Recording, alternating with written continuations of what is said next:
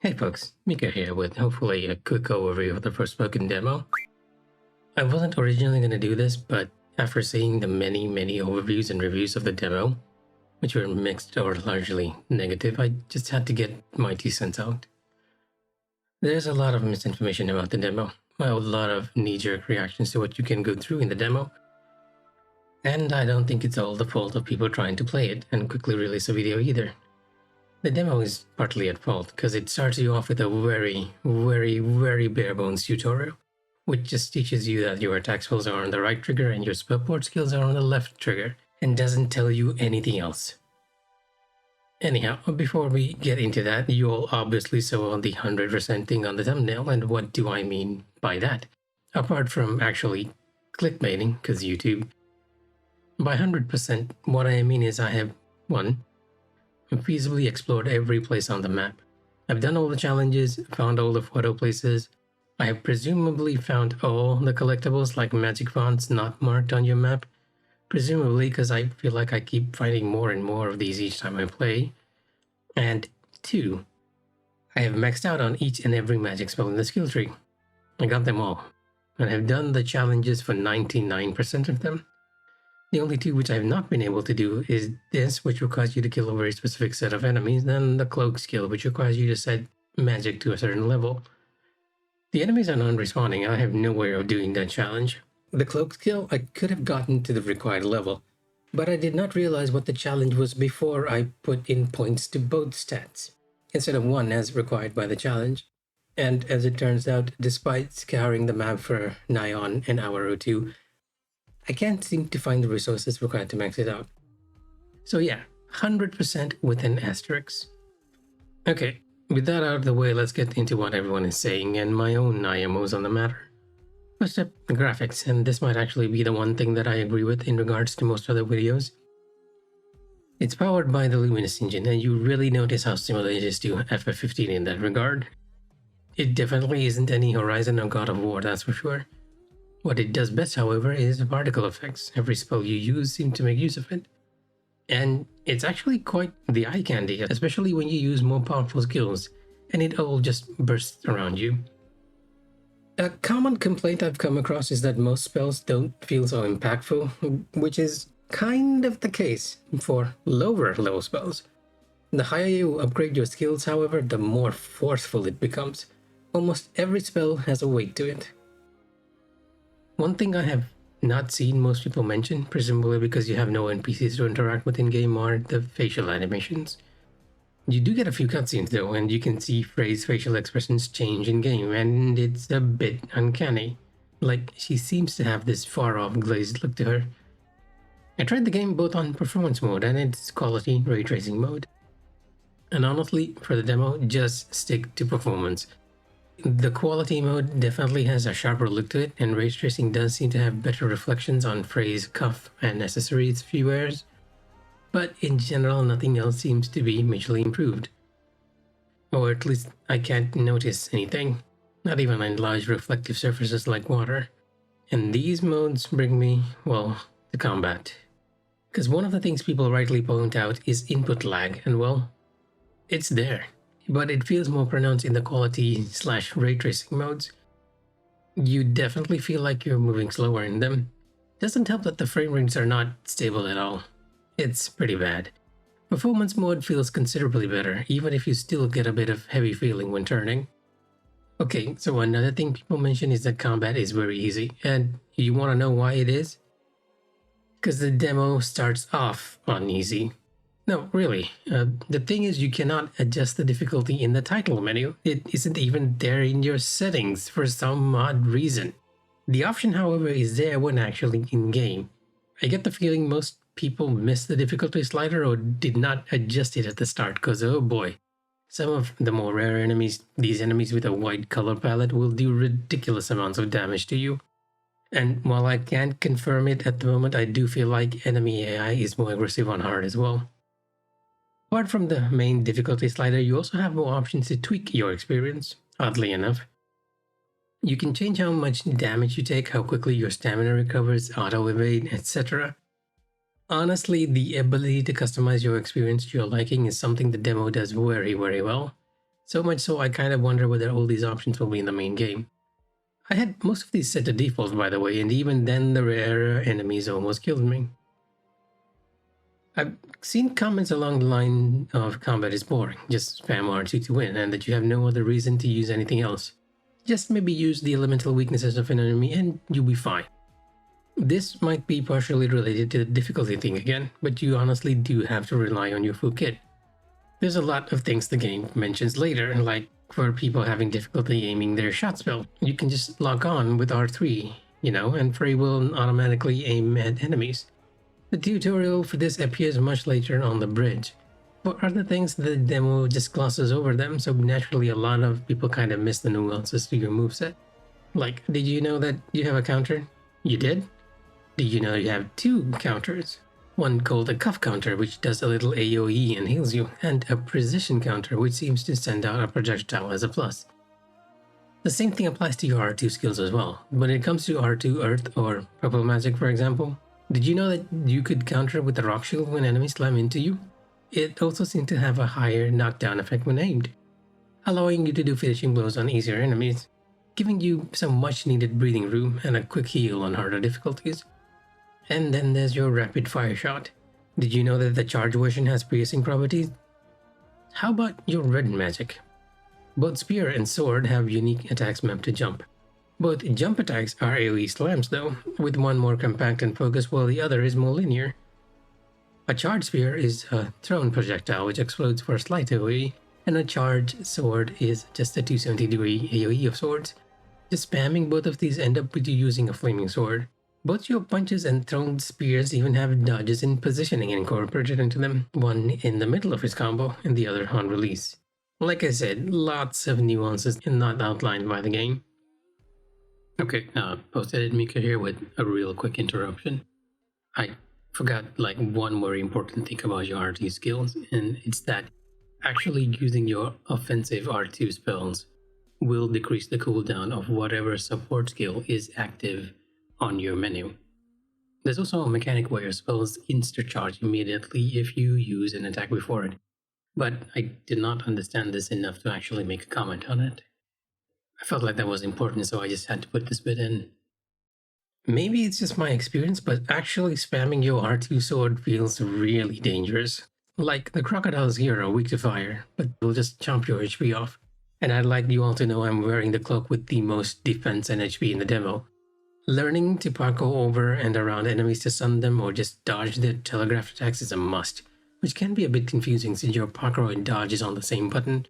Parkour attacks can be done by holding down the circle/sprint button and just moving in a direction and pressing attack, even over enemies.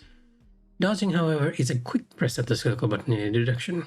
When it comes to telegraphs, purple attacks can be dodged with the short press, but red attacks are usually your cue to parkour very far away.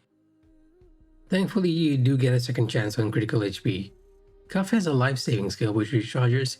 Did you know that? Cause I sure as heck didn't. I feel like the demo mentioned it to me vaguely in fall damage maybe. Anyhow, about the just using elemental weaknesses thing, there's some merit to it. In the case of the demo, for around 90% of the enemies you meet, that would be your red magic. Which is why for many people just spamming the R2 fire sword was fine. You'd naturally want to use the magic which does more damage, but that mainly applies to your attack or R2 magic, mind you. All the spells on your left trigger are support skills, and you want to use this liberally regardless of element. Like, take the minority of enemies weak against earth magic. The flame wall gives you an attack boost and can be used to separate enemies from others to give you more spacing. Twisted Land gives you an offensive spell while you're charging skills. Fire Trap is great for enemies knocked down by earth magic, and the zombies, well, I suppose they serve as distractions. For foes weak against fire, your purple skills work equally as well.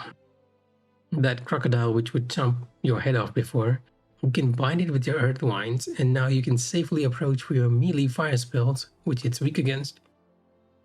Regardless of earth resistance, you can use the whip to knock enemies away and heal yourself. The flower is great for just additional DPS. This ogre, meanwhile, has a regen, and you can use your earth poison ability to negate it, and then switch to red magic. This one enemy was where combat really clicked with me, by the way, because oh boy, he was obliterating me at first. But then I started using the support skills with some actual thought to it. I brought up the flame wall right behind the ogre and then started punching him and pushing him into it, attacking him from both the front and the back, allowing me a knockdown for a finishing blow. And this is just one of the many moments where I cannot convey how satisfying it is to use the magic in the demo when you put a bit of strategy in how you actually use it. Oh, by the way, as an aside to some of you out there, you can hold down the triggers to access both your R2 and L2 red dial menus. One weird comment I've gotten is that people thought the L2 skills were random and that you couldn't select it, that you just had to press it and it switches to the other spell. Most likely this happens because you had this option to automatically switch to your spells on. If you hold down your triggers, your red dial menu appears and you can switch to any spell at any time. I know arguments about how clunky this is a thing, but I've played the demo enough that I often don't realize how quickly and easily I can switch between the two sets of magic. And well, if that bothers you, you have skills which allow you to quick switch between them, mapped to L1 plus R1 square and L1 plus R1 circle, with the button combinations incidentally matching where your spell sets are. 2 points to anyone who can figure out how the rest of the spells in the main game are gonna be. Also, this kind of brings me back to why a lot of people miss how nuanced the combat can be. The way the demo is structured is that it feels like you are handed the reins of a high-level character in an MMO, and the tutorial is your friend telling you to just go and play. So like any pedantic and good MMO player, what you must do is read your tooltips, in this case the menu and text. The demo outlines a majority of things your magic can do in the magic and challenge menu itself. What a shocker, I know. Rapid shot having piercing, it's outlined here. Shield wall can counter rushing enemies, it's outlined here as well. Fire fist having a dodge in the middle of its combo, yep, here too. Of course, not every little detail is mentioned, like some other things are pointed out by Cuff when you scan enemies with the up-directional button. Negating the ogre's regeneration, that was a tip by Cuff. I realize how simple it sounds. Just use poison to negate regeneration, right? But hindsight is 2020, and like many of you, my first thought wasn't to use a support spell, which the ogre has a resistance to, against it to negate one of its strengths. Apart from the base version of a skill or skills related to crafting, you can refund any of your magic upgrades in the magic menu, and then slot it into other spells. I can see how versatile this can be in the main game. Like, you could be focused on earth magic in one area, and then slot the extra mana into your other sets in another area to match the affinity there. About the challenge menu, you can access it at your rest house. Approach the shelf here to read a book and you can pick up 3 challenges. There's absolutely nothing detrimental in completing any of these. The vast majority of them will reward you with attack boosts to your magic or increase the duration, but some others will actually add altogether new functions to spells. The Antidote Wine gets a regen, for example. The Asuna Flame gets an attack buff. Your crafting skills get more crafting options and higher crafting levels, further expanding what you can do in the game, or demo I guess. The devil is in the detail, I suppose, and this applies to your traversal too. See, the demo doesn't tell you anything about your traversal abilities, except for just plain sprinting. Because of this, many people are under the impression that all you do is just sprint in one direction, and that Frey will automatically jump over obstacles she's programmed to until she runs out of stamina, these little squares. I mean, she does do that, but there is a bit more to traversal than that, and it's all again explained here in your magic and challenge menu. From the very beginning, you have access to 3 additional traversal skills: Shimmy, Rush, and Zip. Shimmy is a leap of sorts. Time your jump when you hit the ground while sprinting, and Frey will bound off into the distance. Great fun for jumping around buildings and through the trees. Once upgraded, this actually restores your stamina too. Rush is a timed circle press. When you see Frey being covered in flames, hit the circle button, and she'll gain a burst of speed without running out of stamina. Zip is a hook shot. You can use it to grab onto any of these glowy rocks and pillars to gain height, or poles and trees to gain distance. It's not explained, but Zip automatically soft locks to the edge of terrain too, so you can often use it to just climb up or cross distances. You can even use it to negate your fall by zipping away at the end. The only additional skill you can get in the demo is one called Soar, which gives you extra height when climbing up vertical surfaces. From trailers, we can see Frey has even more than just these in the main game. But one thing's for sure, traversal is not just sprinting in one direction. Once you learn these, zipping and jumping around the terrain becomes really enjoyable. In fact, even more than combat, Forspoken does this much better.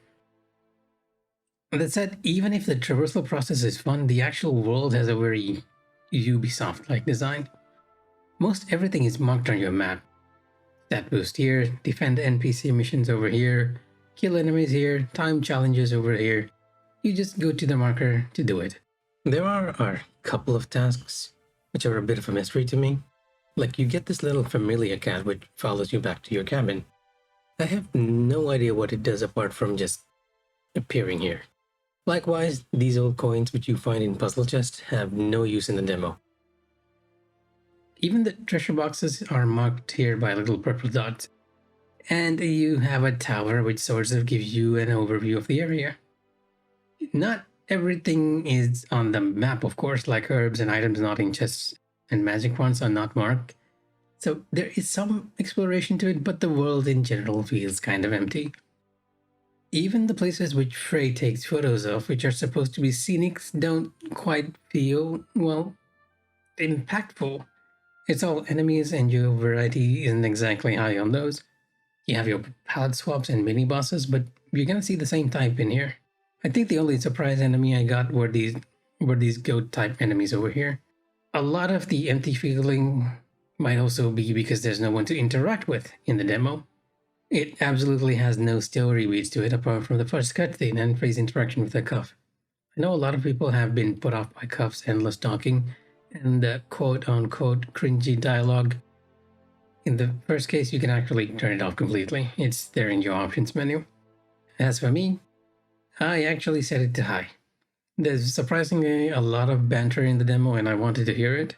You have your combat quips, of course, which change depending on how well you are playing, but there's even quips for when you fall into the only deep water hole in the demo. Or when you equip different cloaks, different nails, different necklaces. There's a lot. And yeah, I like it. I like their banter. Maybe because I'm not a native English speaker, but this doesn't sound too cringy to me. Or maybe it's because my standards are so low. Like, to be honest, I find even games like the dialogue from Stranger of Paradise B-film movie cheesy? Yes. But cringy? No. And the same applies to Cuff and Frey. The basic gist of the story is that Frey is someone from our world, someone from New York who's been isekai into this fantasy place. When she does so, she finds Cuff, who insists he's a Wambrice, attached to her arm, and the both of them set off to find a way back. But it's rough going because the whole area is affected by a curse of sorts. And apparently the people in charge of the area, called the Tantras, are further making things worse. Because Cuff is from this fantasy world and Frey is from Earth, there's a value and speech dissonance between them that I find quite entertaining. They bicker with each other, sure, but when things get rough, they are obviously shown to care for each other, which you can kind of infer from the relationship. But you know it definitely through their quips. Likewise, you wouldn't know a lot of things if you didn't again read the many things you either pick up or are in your archive. Look, I like From Software as a way of storytelling, so when you throw an archive and things to read, I'll happily do it. It isn't much, but you can kind of figure out little things like who the Tantras are and who wields which magic, or that they had likely foreseen Frey coming to their world and they themselves going mad.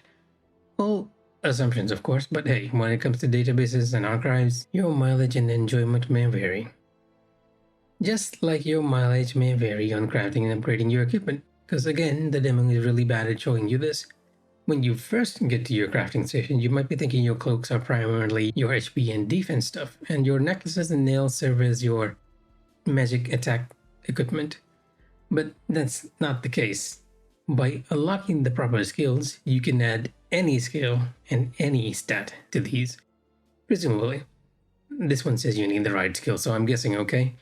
I kinda have to wonder why they gave us so much flexibility in this though.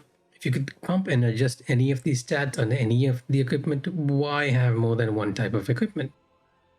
Well, apart from aesthetics, one reason might be that actually upgrading some pieces give you more customization options to the list of skills you can embed in anything else. So you have a reason for upgrading them. Still, the flexibility in customizing this is just really... Like, it even does the crafting thing of upscaling, of upgrading the lower level materials to higher level ones, which allows you to actually get quite a lot of stuff in the demo. Your only limitation to adjusting stance on anything is just the resources, which, insofar as I can tell, do not seem to respawn and are limited in the demo. Okay, so what else? Music is mixed. I like the main title theme, but everything else is quite forgetful. And running around in here for 20 hours hasn't done any favors to it. Oh, right, your HUD. A lot of people seem to be put off by the HUD having this curved or concave aesthetic, and I'm not exactly sure why. Thematically, I feel like it's appropriate, because a lot of Prey's abilities are tied to Cuff, which in itself is well rounded, and I get the feeling Prey's interacting with Cuff in the menus. But that's just me assuming.